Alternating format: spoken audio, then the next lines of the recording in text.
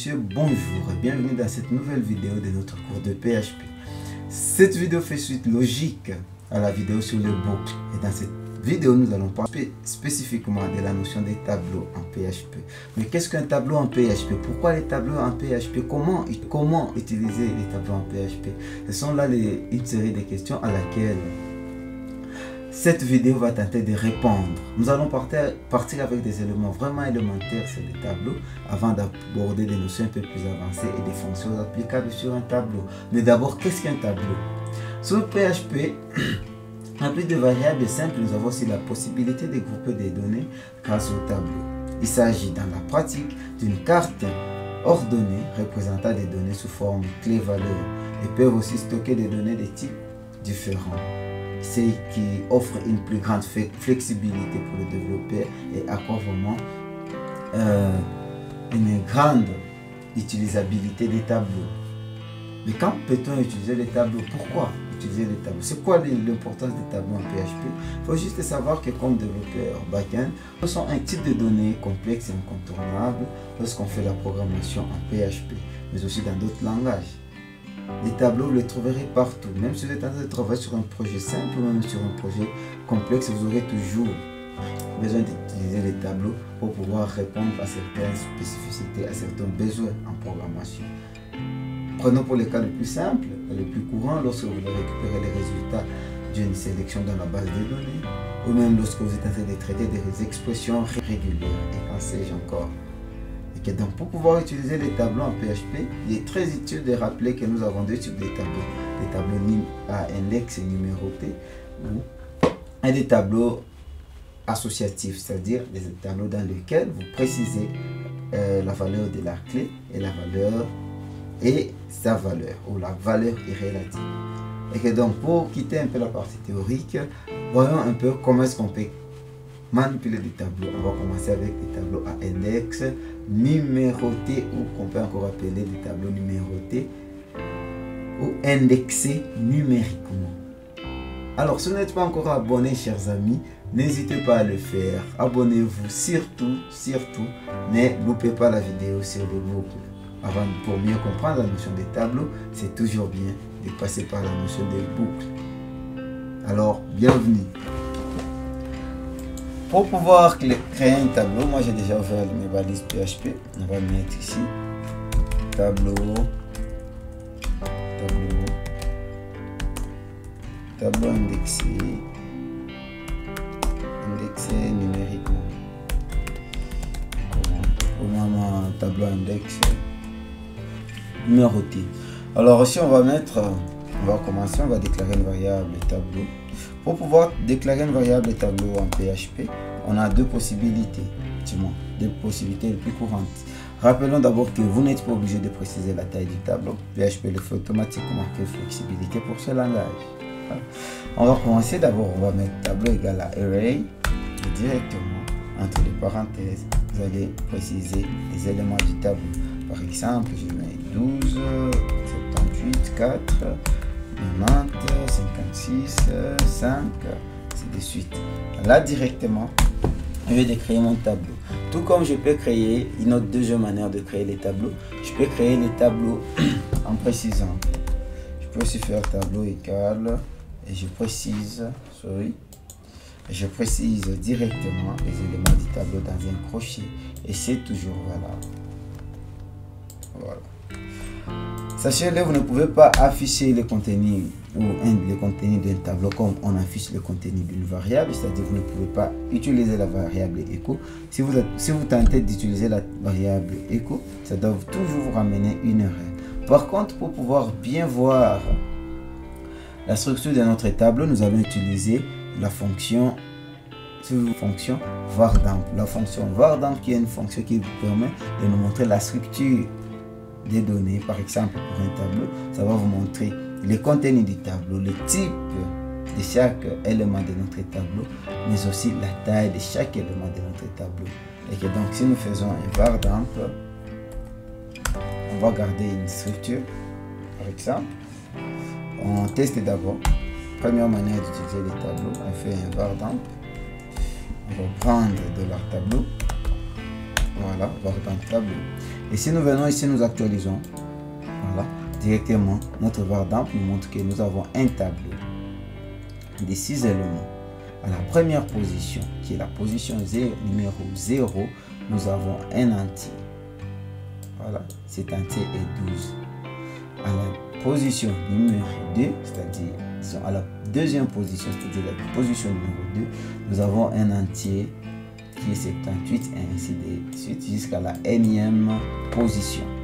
Tout comme on peut commenter, on peut décommenter ici et utiliser notre deuxième manière ici et vous allez voir que ça va nous ramener la même chose. Voilà, ça c'est une manière de manipuler, de voir. C'est un peu comme un log de notre tableau avec la variable var dump. Mais pour pouvoir afficher par exemple un élément particulièrement, je vais par exemple afficher 78 dans ce tableau. Je vais particulièrement afficher 90, 56. Il est possible d'afficher en spécifiant juste la position, l'index de l'élément. Par exemple, je peux faire un écho $tableau et je précise ce qui est à la position 4. Voilà, je vais commenter. Voilà, on va nous montrer. Et je vais faire un coup de BR. Je vais faire un coup de BR pour passer directement à la ligne. Voilà. Directement, on me montre que je suis à la position 56. Et si on regarde ici, on trouve que nous avons la valeur 56. Et si on vient ici, on va voir que effectivement, à l'index numéro 4, nous avons l'entier 56. Et donc, c'est très facile de pouvoir afficher un élément d'un tableau en PHP. Il suffit juste de préciser sa position. Mais puisqu'on ne peut pas toujours maîtriser, du fait que d'abord, on déclare un tableau, on ne précise pas la taille, alors il serait complexe ou même très difficile de pouvoir mémoriser les positions de chaque élément. Il serait très complexe de pouvoir afficher la position de chaque élément. Pour ce faire, alors, on va devoir utiliser la boucle. Une boucle spécialisée, comme on l'avait dit dans la vidéo précédente, dans la manipulation des tableaux, c'est la boucle for each. Et donc, si vous avez loupé la vidéo, je le répète encore, veuillez retourner. Vous allez voir qu'il n'y a rien de compliqué. Comment utiliser la boucle for each? Rappelez-vous, on va encore faire for each tableau clé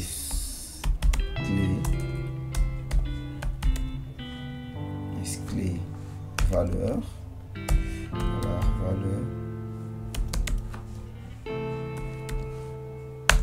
et directement là on peut faire un écho, on passe, on fait un coup de BR pour faire un passage à la ligne. On va afficher la clé.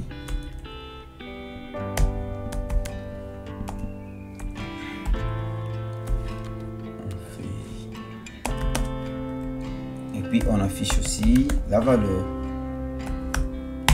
Voilà. Directement vous allez voir les résultats. C'est aussi sage de ne pas faire encore un passage à la ligne pour ne pas pour qu'on puisse bien voir comment les éléments. Voilà. Et directement lorsqu'on vient là-bas, voilà, on a la position 0. À la position numéro 0, on a 12. À la position numéro 1, on a 78 et ainsi de suite. Jusqu'à la 5e ou dernière, à la 6e position, c'est-à-dire la position numéro 5, là où on a l'entier 5. Rappelez-vous les amis, un tableau en PHP n'est pas obligé toujours de contenir les éléments du même type. C'est-à-dire, vous pouvez aussi indiquer dans un tableau des éléments, des données de types différents. Par exemple ici, si je veux, je peux mettre ici Zézé. Regardez, je peux mettre ici Zézé. Voilà, je peux même mettre Zaza. Ici, je peux mettre Zaz, par exemple. Et directement, si j'essaie d'afficher ici, vous allez voir, il n'y a pas de souci. Ça s'ajoute sans problème, que ce soit ici dans notre var dump. Ça nous montre que c'est des types string. Et ici, ça l'affiche facilement.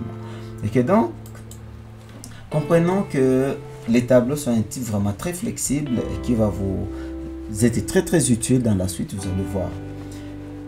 Sans pour autant tarder, nous allons traiter aussi des tableaux associatifs. Qu'est-ce qu'un tableau associatif? Voilà. Différemment des tableaux numérotés ou à index numéroté, un tableau associatif utilise des index nominaux, si je peux ainsi le dire. C'est-à-dire, vous-même, le programmeur, vous précisez les noms de l'index. Il n'y a pas de problème, vous pouvez aussi lister de la même manière. Mais c'est très courant lorsqu'on veut alors manipuler les variables de la base de données, par exemple. Lorsqu'on veut manipuler des données dont on maîtrise peut-être des objets, ainsi de suite. Et donc, les tableaux associatifs sont très utilisés. D'ailleurs, vous aurez aussi, dans beaucoup de cas, à utiliser des tableaux associatifs. Les tableaux associatifs sont aussi notre force lorsqu'on manipule les tableaux en PHP. Ça offre vraiment aux développeurs une expérience développeur assez élevée. Alors, on va y aller directement. On va faire d'abord un coup de HR pour souligner et marquer la différence.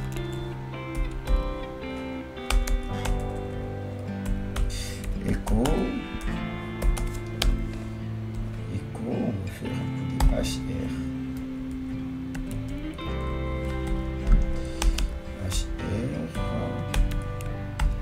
Voilà. On souligne ici pour marquer comment finir la partie des tableaux numérotés ou index numéroté.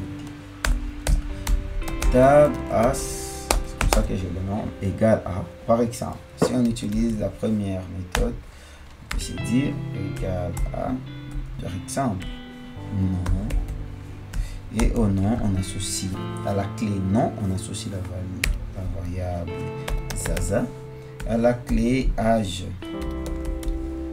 on associe 32, voilà, mais aussi à la clé ville, on associe par exemple Nairobi, voilà, ici on a Nairobi entre guillemets, voilà. Directement là on a créé notre tableau associatif, tout comme on peut créer la même variable, c'est-à-dire le même tableau, en utilisant $tab as égal et mettre les crochets directement, c'est-à-dire en précisant directement nos variables dans les crochets. Regardons, voilà, directement là ça marche aussi, il n'y a pas de souci. Toutes les deux méthodes peuvent être utilisées selon votre propre gré, selon que vous voulez programmer.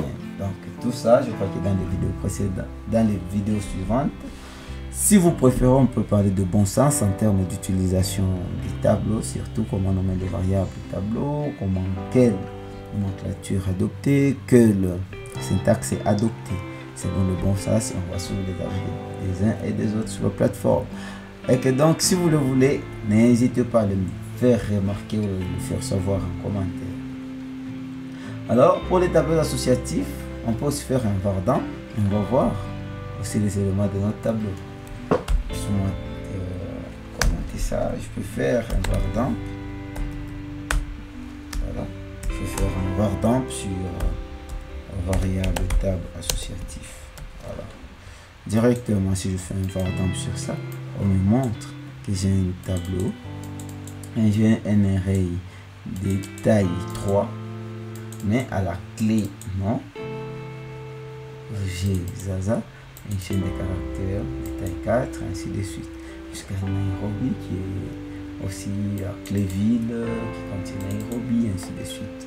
Aussi, pour pouvoir afficher le contenu de la variable, comme je l'ai dit, vous pouvez aussi vous dire, je vais juste afficher l'élément numéro X ou bien l'élément de tel. Voilà, c'est là même aussi la flexibilité avec les tableaux associatifs. C'est-à-dire ici, au lieu de pouvoir mémoriser les numéros ou les index numérotés, ici on peut alors maîtriser un index nominal, ce qui est vraiment plus facile que maîtriser un index qui est numéroté. Mais attention, chers développeurs, il faut toujours savoir quand utiliser un tableau associatif et quand utiliser un tableau à index numéroté ou un tableau indexé numériquement.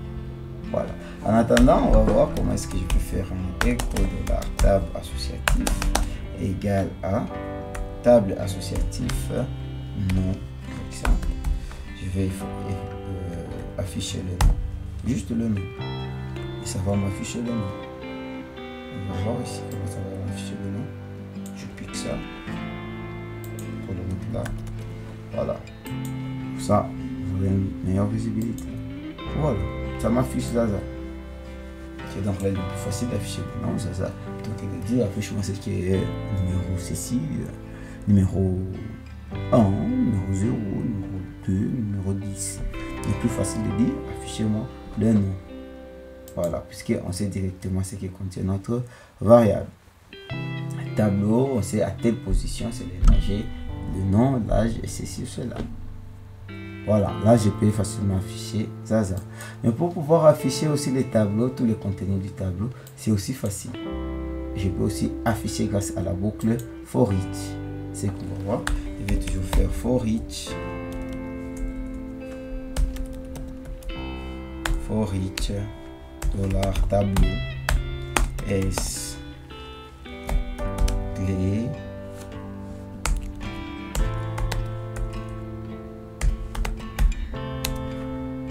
les valeurs.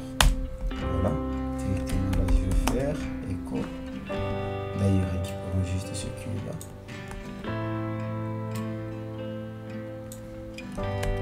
Voilà. Tab associatif. Voilà. Directement, regardons. Directement, on affiche nos Zaza H32 ville Nairobi. Et donc, il est plus facile de pouvoir manipuler les tableaux. Manipuler un tableau, c'est pas vraiment complexe. Si je veux aussi ajouter un élément pour le même tableau, je peux aussi ajouter juste une clé à mon tableau et préciser la valeur de ce tableau. Par exemple, ici, je peux me dire dans la table as à l'index pays, puisque là, j'ai mis Kenya, je vais mettre Kenya comme capitale, puisque j'ai mis ville Nairobi. À l'index pays, je vais mettre Kenya. Et si j'actualise, regardez, directement, ça s'ajoute aussi à la fin de le tableau. Ça comprend, comme si on dit, bon, ok, on veut ajouter notre élément. Ce qui rend les tableaux plus pratiques, plus souples à manipuler. Et si je dis, bon, je vais juste mettre un tableau sans préciser l'index, on va juste peut-être supposer un numéro, voyons ce que ça va nous donner. Voilà, ça suppose alors des numéros. Et que donc ici, ça prendra toujours des index nommés ou un index nominal, nom, âge, ville. Après à la fin, voilà, on commence avec les numéros. Voilà. Et que donc, n'essayez pas ça parce que vous êtes en train de programmer soit structuré, soit ordonné. Soit vous utilisez un tableau nominal, soit vous utilisez un index nominal, soit vous utilisez un tableau à index numéroté, c'est-à-dire indexé numériquement. C'est très bien, c'est très pratique. On va alors voir dans la vidéo qui suit quelles sont les fonctions qui peuvent être utilisées sur des tableaux.